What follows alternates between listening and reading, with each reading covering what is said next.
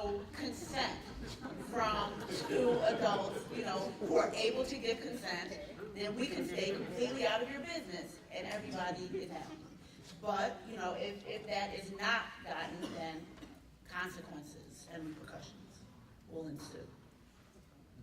So next we talk about, just briefly, sexual harassment. So any sort of unwelcomed sexual, verbal, graphical, physical conduct that is persistent, severe, pervasive, anything that really kind of makes a person feel maybe uncomfortable going to class, uncomfortable going to work, being in a space. It prohibits them in some way from freely living their life in the way that they normally would. And again, it's unwelcome, right? So I think what seems unwelcome for one person might not feel unwelcome for another person. It's very subjective. So we don't want to necessarily assume that somebody is comfortable with, just going up to them and grabbing them for a hug. I'm a hugger. Not everybody is a hugger, right? But if I want to hug someone, I often ask them, is it okay if I hug you? Can I give you a hug? Just that brief thing, just to get consent, again. So what one might perceive as sexual harassment is, again, very subjective. So we just want to make sure that we are getting the proper consent from people before we engage in any sort of behavior that, even on the extreme end, could be perceived as sexual harassment. And you guys are faculty, so you have a certain power where people cannot really walk out of your classroom when you start talking, right?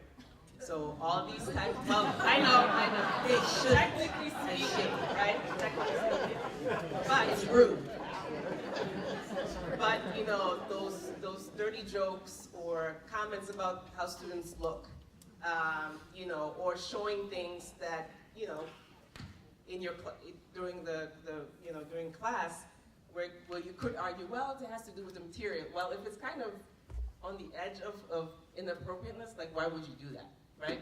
So as a faculty member, you have a captive, somewhat, audience, so you need to be very mindful of how you want to present your material and stay clear of kind of situation that could get you, and we'll talk about this later a little bit more, that could be seen as you really kind of abusing your power in a sense, and exposing people to words or images that may make them feel uncomfortable. Right. That power dynamic definitely kind of muddies the waters and complicates things in ways that might look a little bit different if it was just a student-to-student interaction. So we definitely want to be mindful of that. Also, we have here available on the presentation just information about how the state of Illinois defines sexual harassment. So this is just additional information that's somewhat repetitive of what we've already talked about, so we won't go through it. But just more information for you all to know that this is really a very broad definition of sexual harassment. In terms of how CSU defines sexual harassment, again, unwelcome verbal, physical, or other conduct that would cause a reasonable person to consider that conduct is creating an intimidating or hostile environment.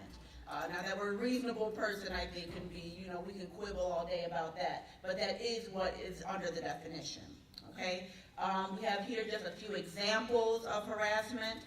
This could be jokes, this could be unwelcome, again, coarse content.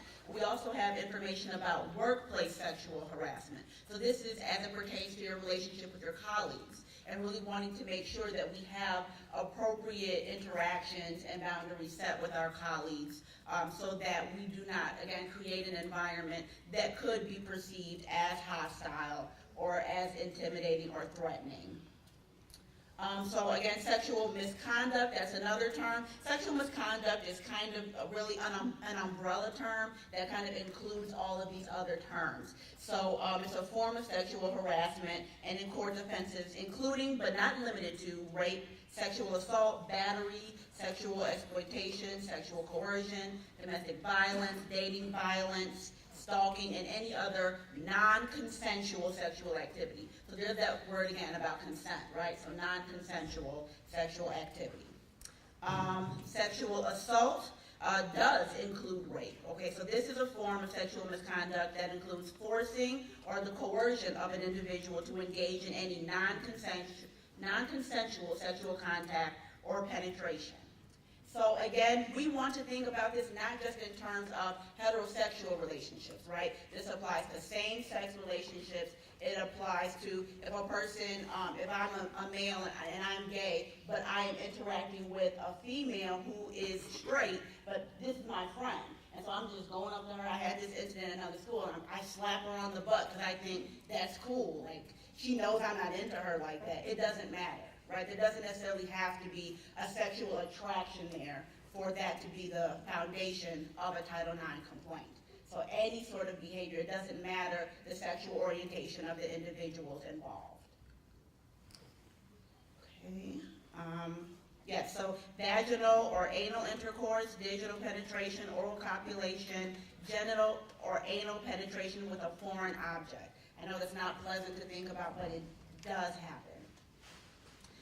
Sexual exploitation. So this is something that we talk about as it pertains to anybody maybe using their power, using their influence to coerce another person to doing something sexual. So this might be somebody fondling themselves or doing something purely for the other person's enjoyment.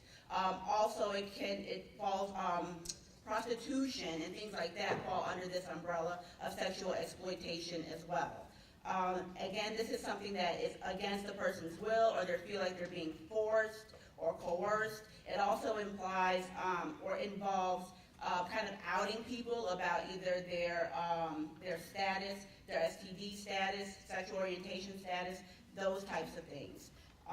So we just want to make sure that we're including sexual exploitation under this entire umbrella of misconduct. And then dating and domestic violence. You all hopefully are familiar with dating violence and domestic violence. One thing that we like to highlight with students is that when they live in the same residence hall or apartment, they are inherently domestic partners because they live together in the same space. So the word domestic in there really covers when people are cohabitating together. So a roommate interaction that ends up escalating to the point of a physical altercation will fall under a Title IX issue because they are living together, and that falls then under a domestic violence type of situation. So of course it involves romantic involvement, romantic relationships, or family relationships, those types of things. But I think in terms of the context for college, it's important to remember we do have a lot of people who maybe under normal circumstances wouldn't live together, but because they are here in the university setting, they are cohabitating. And so if a situation escalates, it will be covered under domestic violence. Next, we have stalking, our favorite. Stalking. Your favorite. Admittedly. So stalking is something, I think a lot of people kind of think of it old school in terms of people kind of the peeping Tom in the trees, or somebody peeking behind the bushes, or waiting out in their car trying to see you, roll up to your house, something like that. So that's kind of the pre-social media and pre-digital age version of stalking. Nowadays, we have new and improved methods of stalking people. So we can stalk people through social media. People are always there checking in. I have a friend that checks in every day at the gym, and I'm like, why? So if somebody wants to know where she was every day at the same time, they would just show up. It happens. They will figure out your schedule. They know that you go to Absolutely. that nail salon, to that barbershop, and will just randomly appear several times all of a sudden. Or they know your class schedule, right? Yes. And they're not taking that course, but all of a sudden in the hallway, every time you're there, they're there. Yep, Right? absolutely. That's when we want people to let us know that that's happening. And again, this is, it falls under harassment. It's harassing behavior. It happens, it's more than one incident. It's not just an isolated thing that happened one time. It happens repeatedly, right? And it causes you to feel uncomfortable, feel maybe unsafe. So, this is following somebody or just remaining. You're not like in their personal space, but you just keep them in your line of vision all of the time. So it can really run the gamut, but this is just some information to kind of help you define and create in your mind a vision for what stalking looks like, because it has changed, particularly with the advent of social media and everybody being so accessible to other people. All right, other considerations and things that are now also considered violations under Title IX. Retaliation, federal law, state law, and CSU policy prohibit it. Retaliation against somebody who files a good faith report is a violation. What can that look like? That could look like a student filing a Title IX complaint against a faculty member, and then the faculty member, let's say, files a in-class incident report. May be warranted, but what does that look like now? You didn't do it right after the incident happened, but you do it after that the person in your class has filed a complaint against you. That looks like retaliation, right? Obviously, it would be up to the investigator to come to their determination, but that's something that could, filing an in-class report could be deemed or could be used as retaliatory. Another thing is, your shift change or an assignment change to a less favorable position or teaching schedule or anything like that. That would be considered or would kind of raise a flag of retaliation in response to you filing a complaint, right? Interfering. With the students, we usually see this in the terms of, let's say one athlete wanting to file a complaint against another athlete, you're a rising star or anything like that, or people pledging and people saying, no, you shouldn't file a complaint against so-and-so because they're not going to make the next line. We see that a lot, unfortunately. We're trying to break that type of culture as well. Or it can look like, you shouldn't file this, he's the dean of our department. Are you nuts? You shouldn't do that. That would be considered interfering, right? You should not impede anybody who wants to file a good faith complaint, because then my focus will shift to you, in terms of why you would discourage somebody from doing so. False reporting, that happens as well. Sometimes people have their own motives, their own agendas. They may be mad that you're not returning their love declaration or anything like that, and may proceed to try to sully your name or your reputation. If I get a report like that, if somebody files a complaint and I determine that it's not just unfounded, but it was done so in bad faith, that person will be subject to sanctions. All right? Academic freedom. Yes, we cannot tell you how you are to teach your classes.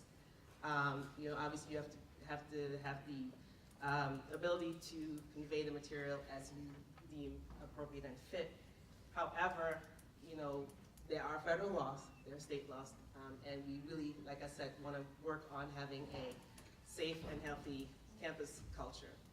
So just make sure that as you formulate how you will communicate with your students, how you will present the material, that balance remains, right?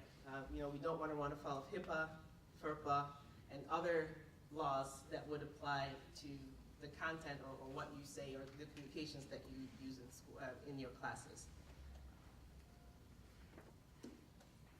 One thing I see a lot, and I wish we could stop, is the "we'll handle it internally," right? Especially when the allegations are against another colleague. There's a lot of, let's just, squash this right here, you say sorry, and we're done. That never looks good. It especially doesn't look good when it's done over email, and I get that email and there's a whole thread of that, okay? Because at this point now you just made a very nice little lawsuit for all of us. So this, people love to put really bad things into emails, I don't know why, but just keep in mind that any type of such activity or conduct looks like you're trying to hide it, right? And if one person or one party at one point decides, you know what, I'm going to go to the press, I'm going to go and file a lawsuit, they're going to say, that won't really play out well in court, because it will look like you tried to dissuade that person from filing a complaint or try to hide it, and then the university would basically be in trouble in that regard. So we're not the mob. We're not going to, people do it in the family, right? I mean, we really need to just report it to me, and then so that we can say, nope, we heard about it, we looked into it, it's done. Don't play telephone. What I often see is, let's say one faculty member hears something or knows something or was told something, they then tell another faculty member in their department, who then goes and tells the dean, and then somehow, at some point, 10 people later, I'm being made aware of. Now